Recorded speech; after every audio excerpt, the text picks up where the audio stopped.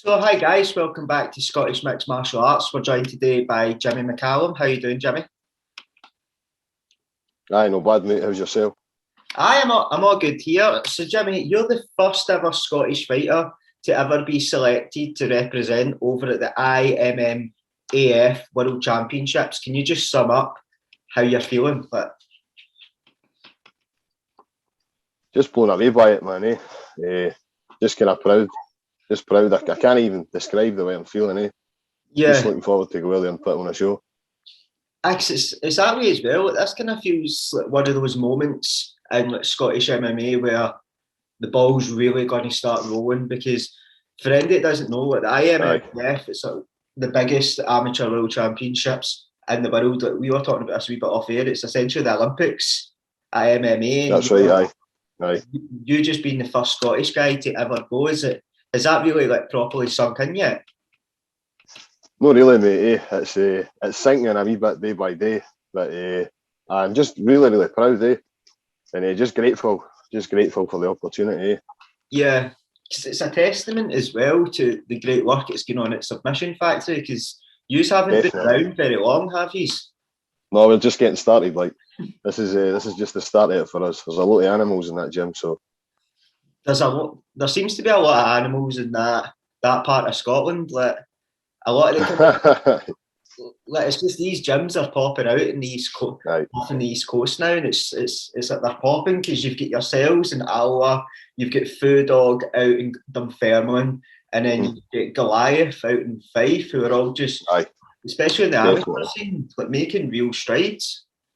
It's good to see. It's good to see that like Scottish MMA is getting a lot more gyms and a lot more quality gyms in that day. The scene's just starting to get a lot better. And that's it as well. I mean, there's more idols for young people to look up to in Scottish MMA. Like especially like guys like yourself, you will now become one of those idols because you will always be the first ever Scottish guy to ever represent the IMMAF. Like that'll be years down the line. Aye, that's right, A man. pub quiz question, and it's just brilliant because new guys have something to like young guys in Scotland, Aye, somebody to look up to. They can follow you. They've got a blueprint to follow. aye, that feels amazing. That's a great feeling, Aye, that is good. I never thought of that before, man. That's class. But maybe for those that don't know much about IMMAF, could you give us some background on that? So it's see, I was finding myself describing this to folk, because like my old man and like all my family, they're into boxing, but Yeah, they enjoy watching the UFC and that, but they didn't really understand MMA. But because MMA is not a recognised sport yet, this is like the equivalent to the Olympics, like you were saying. It's like the highest, it's the elite level of the amateur competition in MMA. So it's a big deal, man. because for you to actually get there, you need to go through what they call trials, and the only way I can think of that is with the Ultimate Fighter. Let's say when you see the Ultimate Fighter when we're going through Aye. the trials in that, but can you just sum up the process of what the trials are and what it entails? So it was I didn't actually. The trials were on a Sunday. I think it was I can't remember if it was last Sunday. I think it was the Sunday before. And I didn't actually know till the Friday night. My coach had been. He had texted me. Craig McIntosh. He had texted me and says, "Look, I've entered you into these trials. It's away down in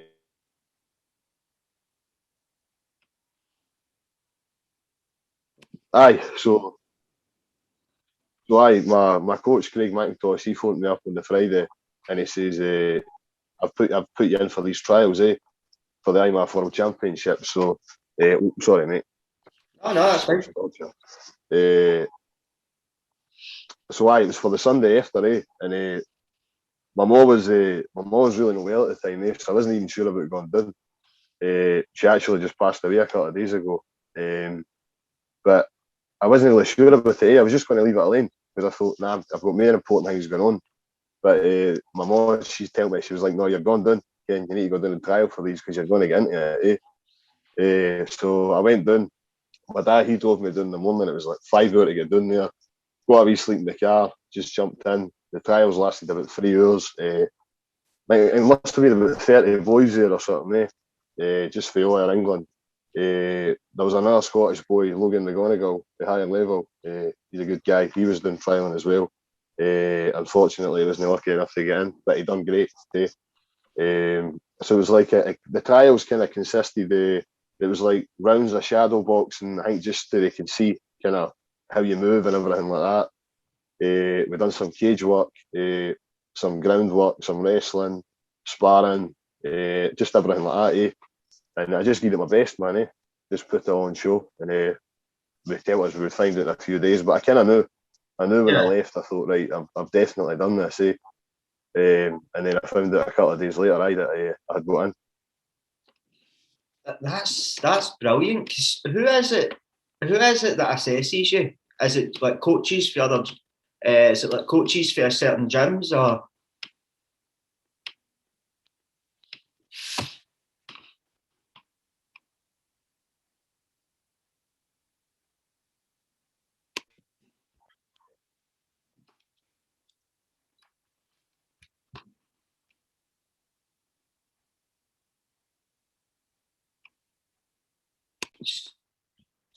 Right. So who is it that assesses you for these trials when you're down there? It's the team.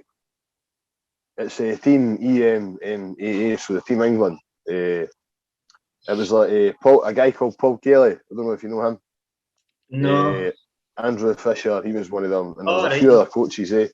But just all part of Team England. They were all there. There was about maybe 6 of them or something more. They were all kind of monitoring us and that.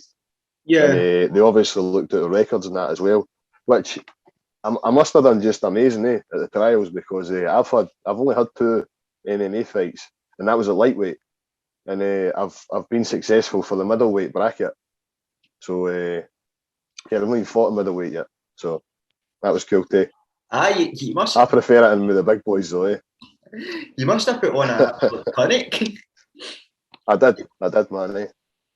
Because unfortunately, like as you were saying earlier, like MMA, it's not a recognised sport. So all you athletes are like self-funded. So you need to like create crowdfunders. You need to go through different avenues to raise money. What is it that is it just like your travel expenses? There's an £800 registration fee to compete in the competition. So that right away takes a bit of money off it. Because we need to be there the day before, just to get things out of the way, like I didn't even know, they'll just need to do some checks and all that too. So it's your 6 days there in Abu Dhabi, that needs to get paid for. Your flights and everything there, the cost of like the kit you're going to be fighting in and everything like that. So that's what that covers. But luckily I've hit my target. I've hit my target already. So I'd just like to say thanks to everybody who donated and their generosity. So that was amazing. I really appreciated that. It's good to see that there's a lot of support again for all our Scottish fighters. No, there definitely is, and that was something that I did notice, because I think you hit your target within 24 hours as well. It was something crazy, like it was so. I actually need to say thank you. I've not mentioned their names, but there was a couple of my mum's pals. I had like 500 or something to go, and they just put the rest of it in. Because they knew that she was very proud of me and she was dying for me to get there, so they just wanted to make sure they put the money in right there and then. So I thought that was class. That was a touch of class. That's an amazing gesture, especially just before Christmas. Exactly, because it's not an easy time of the year for people to be generous, and that's how I appreciated every donation, no matter how big or small. I appreciated it all the more. It's just amazing to see the volume of people that are looking to support you, and the amount of people that are willing to just chip in a wee bit to let you follow your dream. It was really that was cool. It was that's the thing too. Like I know there's a lot of people proud of me for getting into this competition. Don't get me wrong, I'm proud of myself, but I'm not going out here to make pals. This is the start of something massive, so I'm going out here to take the gold. That's what I'm going to do. Because that's the way as well. Like we were talking about this off air, and like some of the people that have competed in the IMMAF, they've went on, like you're talking like Jack Shore, Sinead Kavanagh, Lee McCallum, Mohammed Makiev. Like these are names that are fighting in the UFC, they're fighting in Bellator, so they're now. That's right, aye. We're saying earlier that they've made a blueprint of like where you guys can go with being successful in this competition. Is that giving you motivation, like getting into it, that you can see where it leads? Aye, definitely. And see, to be honest, I love a fight.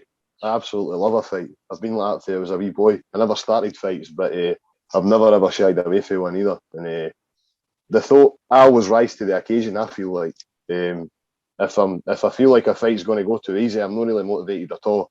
But when I've got a big opportunity like this, I know I'm going to be on it. I know I'm going to be on it. And granted, if I win this, there'll be great things that come after it. But I'm just looking forward to go out here and put on a show and just show folk that Scottish fighters what we can do and what we're all about. And it's like you were saying earlier as well, it's such an amazing opportunity, only 2 fights into your amateur career, because you're going out there and you'll be competing against the best amateurs in the world, because that's what it is. It's the Amateur World Championship, so you'll be facing some future UFC champions. Sorry, mate, your audio's cutting out a wee bit. Oh, can you hear me a wee bit better now?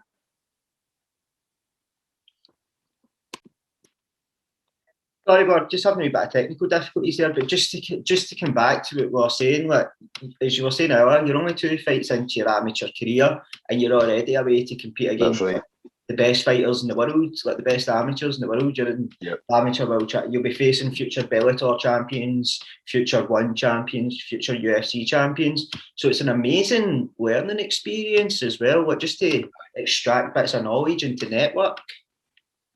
Definitely, aye. It's aye, that's it. But I've always seen myself up there. I always knew the day would come when I was in amongst these kind of fighters, and I know I'll beat them away. I just know in my heart. That's no me being cocky or that. I'm certain that I've the path I've been put on by my coaches and the hard work that we do in Submission Factory, it's all starting to come to fruition for all us boys. Getting boys like Anis Nafal, Big Calvis Uptons, Sean Conway, Big Paddy Koziel, he's there in Poland now, but when he's back, he'll be smashing it. There's big things coming for us, Because that's it. Like MMA, it's as much as you've got a team round about you. When you're in there, you're in there by yourself. So it's you need to have that belief in your ability. So people might see it as cockiness, but it's confidence in yourself. Like you need that. Like that's it. There's no point going. There's no point going if you don't believe you're going to win. Like no. And you need to have that personal belief. Like, that's it too. See, when I was a wee guy, I never had confidence at all. I had all that instilled into me by my mum. She always believed in me and always made me feel like I could do anything. And it's not until you get older you start actually realising that everybody feels the same. Ken. So no matter what kind of big names and all that, what records are going to be in here, it's just a guy. It's just me and a guy in a cage. And when the door gets shut, he feels the same as me. And it's what we do with the feelings that matter. That's all that matter. And I know what I'm going to do with mine. So I can't worry about what they're going to do, what their plan is at all. All I know is I'm sure of what I'm going to do. And I'm going to put on a show. See, when you go over to the IMMAF, do you have your corner with you? Do you have your coaches with you? Like, do they corner you on the fights? They've got cornermen there for Team England, but I'll be able to take my coach, Mop, Craig McIntosh, here with me. If I had it my way, I'd be taking all my coaches, but the funds only kind of allow for one person to go there. So Mop will be with me. Because that's a good thing as well, because obviously Craig McIntosh, he's got so much experience in the sport. We've seen him at the weekend helping corner his younger brother on Cage Warriors.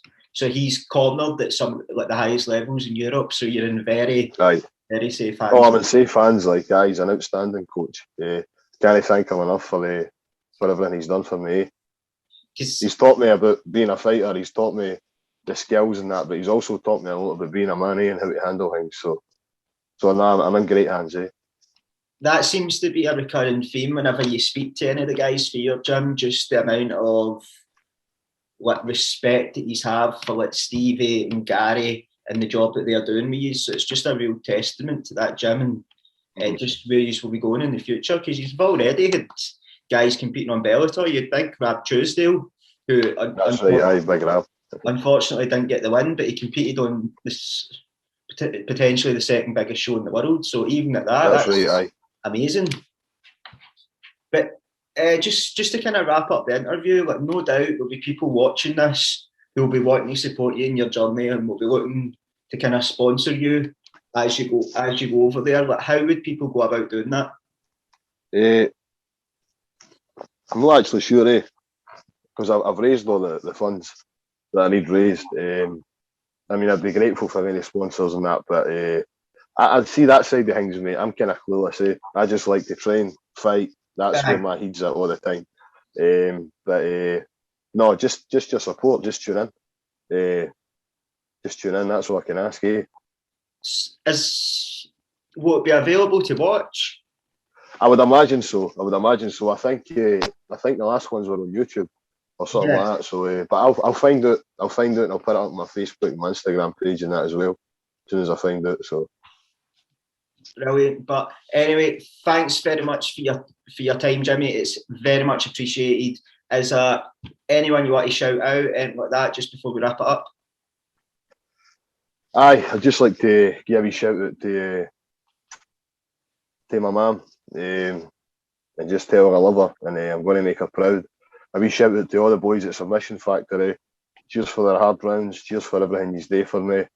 A wee shout out to Emily Anderson, Steve Fraser. They've been a great support to me now. So my brother, my wee sister, my dad. That's it. It's go time. Brilliant, and we all can't wait to see what you're going to do when you get in there. It'll be like the whole country will be behind you. Is like Scots can't wait for it. Scots tend to get behind their guy, and when they're behind their guy, they're really behind their guy. So honestly, all the best of luck to you, Jimmy, and we can't wait to see what happens. Cheers, mate. Thanks very much for listening, guys. It's been hugely appreciated.